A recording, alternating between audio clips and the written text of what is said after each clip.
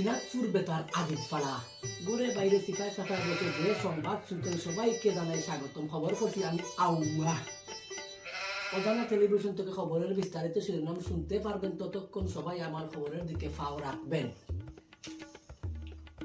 আজকের বিশেষ বিশেষ শিরোনাম হলো, সিনাজপুরের এক সাংবাদিক জানিয়েছেন উনার এলাকার একটি ছাগল হারিয়েছে। মনুগুলি চা বাগান থেকে হঠাৎ আতঙ্ক, বাবুরবাজারে খুনি পাওয়া গেছে। খেলাধুলা, আবহাওয়া। এবারে বিস্তারিত। ছাগলটি খালা খাটো। ছাগলটি পরনে ছিল কালো রঙের বুর্গা, লাল রঙের পেটিকুট। ছাগলটির বাপের নাম ফাটা, মায়ের নাম ফাটি।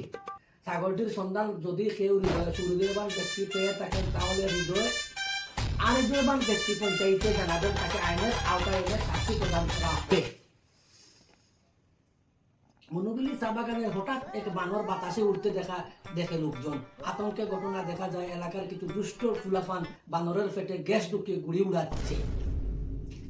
বাবুরবাজারে বাথরুমে রসগোল্লা খুনি পাওয়া গেছে। তিনি আশাবাদী এই রসগোল্লা দেশের চাহিদা মিটিয়ে বিদেশে রপ্তানি করতে পারবে। অপর এক সাংবাদিক ভাই জানিয়েছেন, ত্রিপুরা কৈলাসহর বিমানবন্দর হতে বাংলাদেশ বিমান চলাচল অবস্থায় মশার সাথে ধাক্কা খেয়ে বিমান জোড়া লেগে যায়।